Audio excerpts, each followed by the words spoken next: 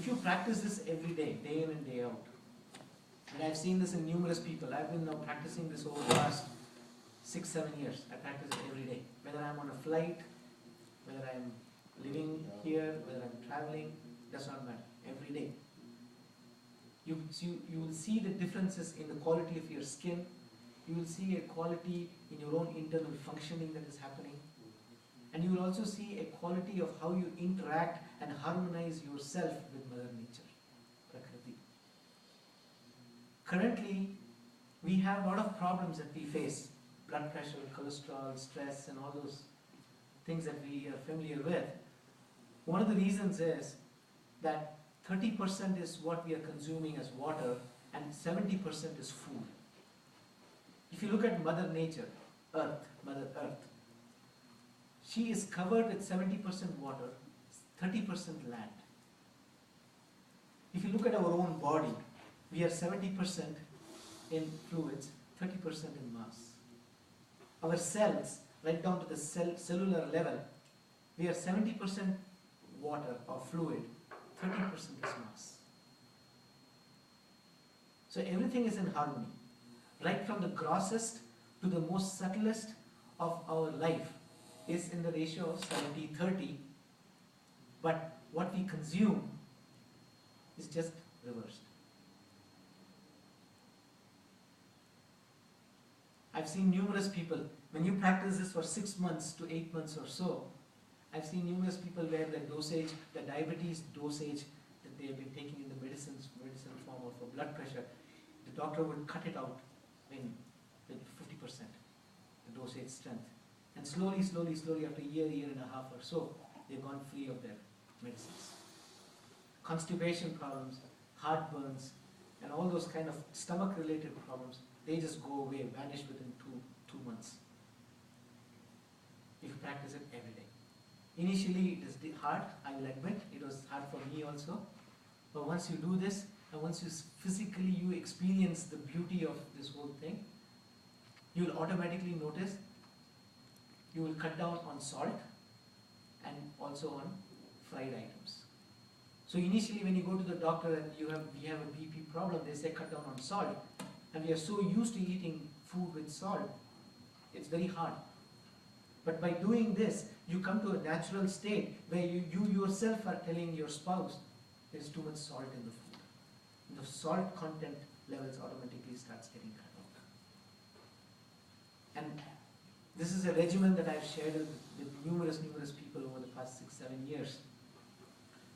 I will email that again in a Word document. I have it in a Word document. I just follow it. And then you can adapt it based on your lifestyle that you have, based on your work. You have to be sometimes, early at work at like 6:30 a.m. or 6 a.m. When I was managing production, I had to be there at work at 6 a.m. And the morning meetings, I would be doing that still. But you just have to just do a little workaround. So when we talked about Narayana, Naram, water, that is the connection. You come full circle.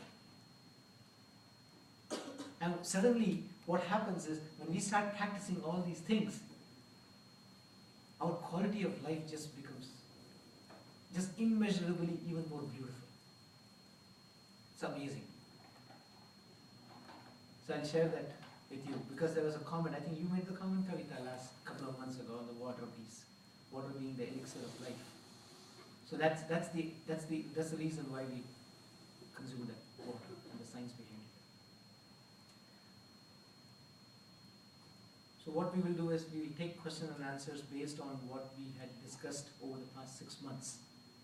I think today we can go into a good amount of detail.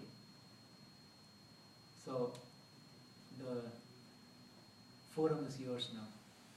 Any questions, and then we will go back. I don't know, maybe this question is not related to today's discussion, but no, or anything for over the past 6 months. It's just a question. If your heart is burning so much, like you eat more than you should eat, and you are uncomfortable, you cannot sleep. So, should water will help you, or you should take some medicine at that time? No, right now initially you will have to take the medicine to help you. Oh, okay. But then, one of the reasons why we have a heartburn and we have acid reflux all happening is that we drink water also. We don't need water in our stomach because we have the bile juices which are acidic in nature that are being produced as the food is being consumed for the digestive process to happen. But the moment we throw water inside, we have diluted the acidity, the pH content of the digestive juices. And what happens sometimes is we eat and within 2 hours we sometimes go to bed. And when we are going back to bed, we are in different positions. And the food, there is some of the digestive juices, they come up the esophagus. And then we are having those, kabhi jalan hota hai, throat mein, sometimes we have a heartburn.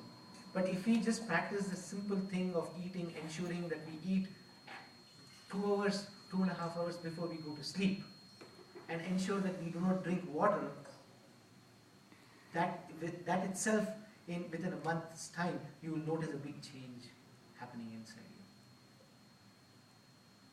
you. That I think will definitely help out.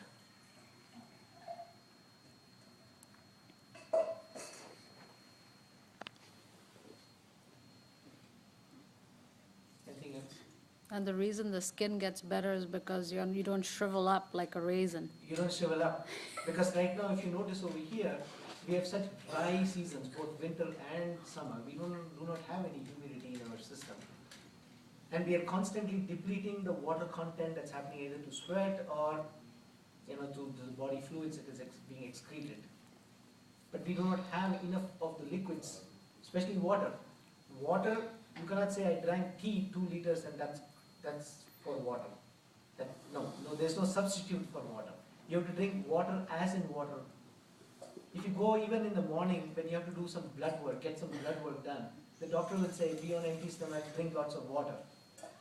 Because then when they are trying to poke you and get the blood out, the veins are very, very dilated. They're very easy to be picked on, for the blood withdrawal to happen.